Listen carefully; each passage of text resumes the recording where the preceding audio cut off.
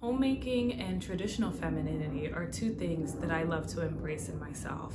I wholeheartedly believe in traditional values and value what a woman can do in the home. And I think this is a great time for us to talk about how important traditional values are.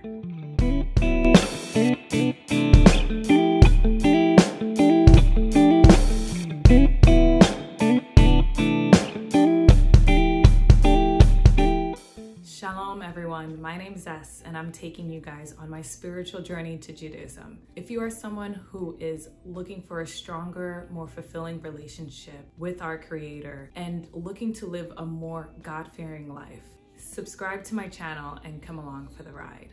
Femininity has been such an evolving experience on my journey, considering that early on, I always had conservative values, but I always kept it on the back burner. I always felt a little ashamed to embrace my feminine traits and to scream out to the world that I would love to be a stay-at-home mom, that I would love to raise children, that I don't care about making X amount of dollars or being filthy rich. Those things didn't speak to my soul, speak to my values, but what did was becoming a mother and becoming a wife and understanding how much power you do have in your femininity. So I wanted to talk about how traditional values are important when you are choosing a partner. This can also be helpful for anyone who is seeking being a homemaker or looking to evolve in their traditional values. Whether you're Jewish or not, this video can definitely be helpful to anyone who is struggling with finding a serious partner. One of the first things I did was I started to define femininity for myself. What is femininity to you? To me, it's beyond just wearing skirts and looking like a girl. Femininity is a standard. It's a way of life. It's also self-respect. Those three things combined can really transform your life if you take it seriously. But it's not something that you can learn overnight. It's something you grow with. So it's good to define it for yourself. Figure out what things that you like about being a woman. You also have to combat the societal issues that come with embracing your femininity. It's not common for women to go around saying how much they love just being a woman and embracing our feminine traits. We are constantly being told to compete with men in society and to be more like men and to embrace leaving our children in the arms of other people to be raised. It's frowned upon to want to stay home and to cater to your husband and to your family. It's frowned upon to really just enjoy feminine habits. And I understand a lot of people may not want to follow this or may not agree with this. So this is why I'm speaking to people who do want to follow traditional femininity and traditional values. And I'm not saying you can't exchange or do things, but why not go to the things that we are known to strive in, or go to things that may feel much more natural to us? So you need to decide what is stopping you from achieving your goal and finding you a partner that is going to fulfill those needs. My friends and I always have conversations of how difficult it is to find men that can make you a homemaker or that can make you a stay-at-home wife or someone that is able to provide enough for you to sustain a life like that. For me, it's not about he has to make X amount of income or we have to be rich in order for you to stay home. It's all about communication and how you plan to live your life. So when choosing a man to spend the rest of your life with, it's crucial to evaluate every aspect of him and of yourself. I was watching this show, Bridgerton, on Netflix, and I thought it was phenomenal how they zoomed in on how the girl was looking for a potential husband and she was having all these men come up to her, and her brother X'd out all the bad candidates one by one. And she was just like, why are you shooing these men away? I don't understand. And he's like, you have to be very, very distinct and very detailed with what you want for yourself. And you have to hold yourself to a higher standard and a higher value. If you just go ahead and choose the first person that's just looking at you, you might be setting yourself up for a failure. So it's good to have that conversation with yourself. What do you value and what do you want in a man? Because the decisions you make will affect you long term. And it's good to recognize responsibility in this sense. You are going to be responsible for this decision, and you have to hold yourself accountable. Whoever you decide to lay in bed with, whoever you decide to go on dates with, whoever you decide to spend your time with, is going to reflect in the future, possibly the near future, especially when you bring kids into the mix. Needless to say, this isn't something you should be taking lightly or just to have fun with. You want to be crucial. You want to understand where this person is coming from, why you want this person in particular, and you also want to be realistic in your standards and your standard of living. A factor in this journey for me is how I want my household to be. I know that I would love to stay home. I know that I want to raise my kids. I know I want to be a homemaker. I know I want to homeschool. These are things that I made very, very clear. And I think as someone who's becoming more religious, you have to make this clear to whoever you're dating or whoever you're seeking as well. But you have to be very specific. What is the household that you want to have? Do you want a modern Orthodox household? Do you want someone who's just going to somewhat follow traditional values, but kind of leave you to do some of the working and some of that housework as well? You have to discuss this along the journey of dating. What do you want to have in your home? And you may not know all the answers to this, but it's good to have anchor values and anchors to navigate the rest of your decisions. I know for a fact that I want someone who is going to be open to conversations in the home that are also very uncomfortable. I want to feel free in my home to be honest, to be myself, to understand that I'm always learning. I want trust in the house. I want to know that my husband is the head of the household, but I am the neck.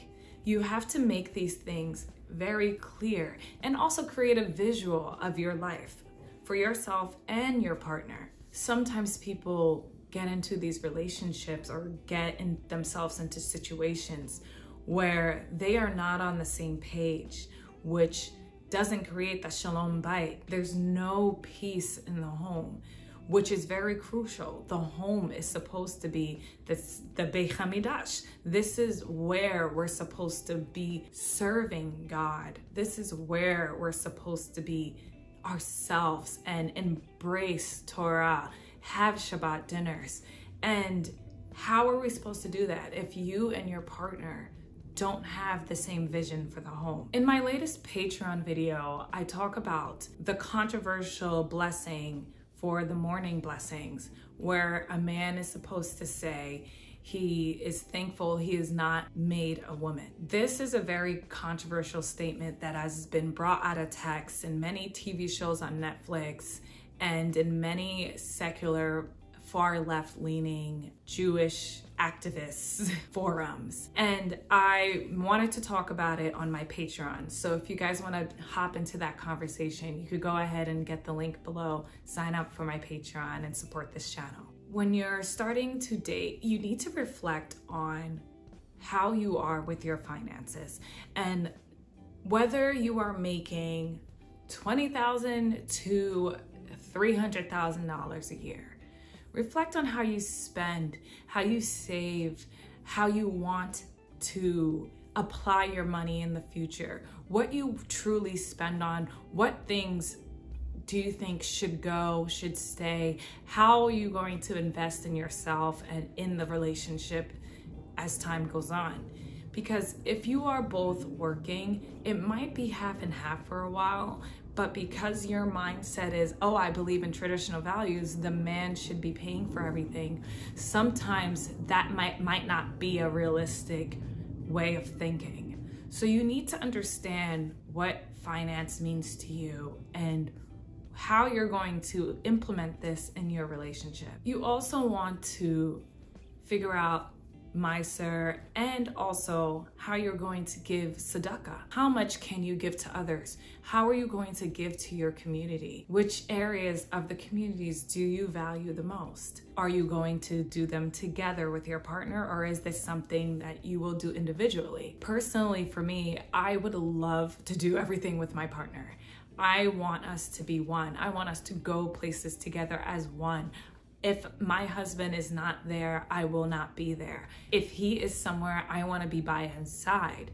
I want us to show that we care about the same things and contribute our hard-earned money to those things we are passionate about.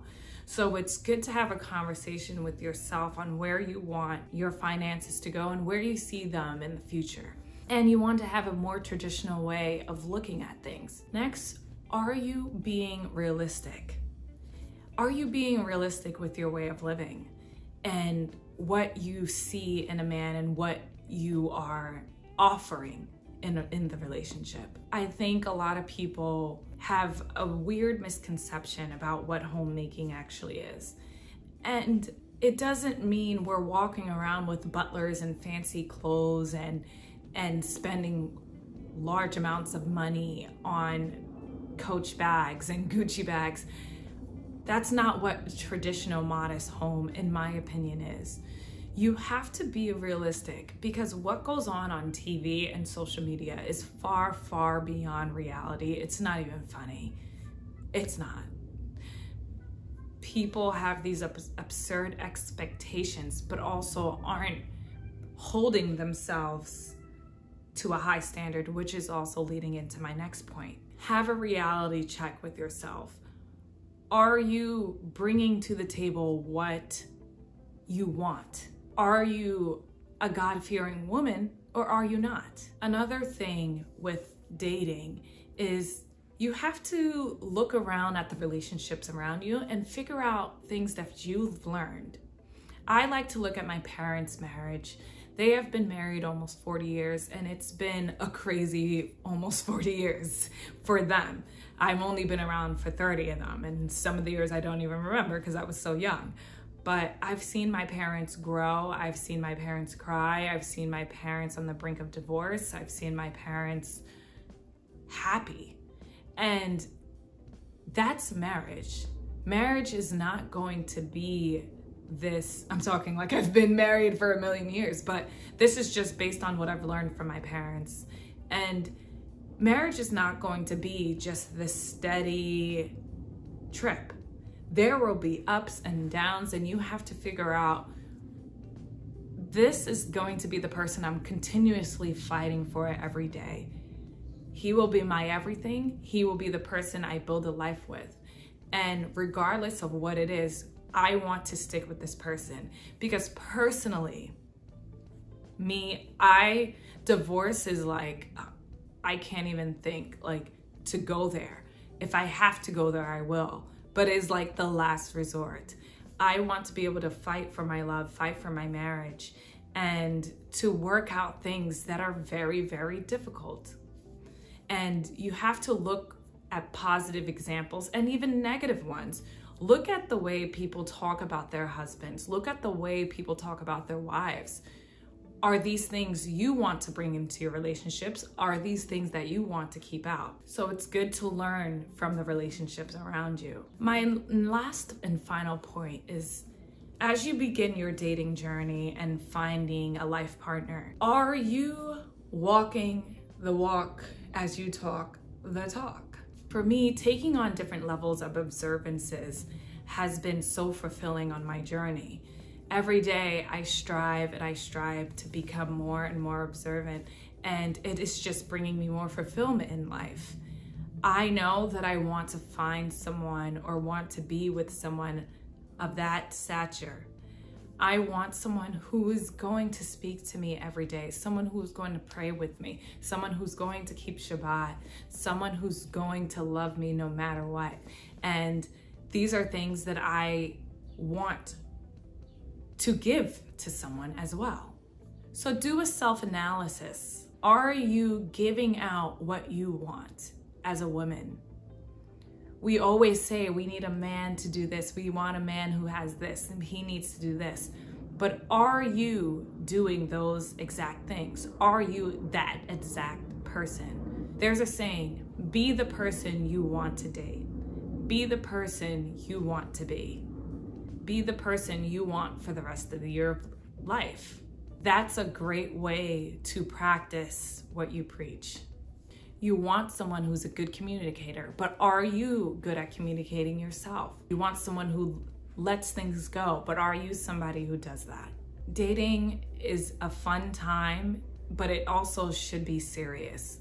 This is the rest of your life you're talking about. So embracing traditional values and starting your dating journey and picking out a life partner is something that's held on and held to a very high standard in Judaism and in all God-fearing women who practice religion. Be feminine, embrace it, stay away from things that negate it. Some of the happiest women I've seen are women who are truly feminine and embrace who they are naturally.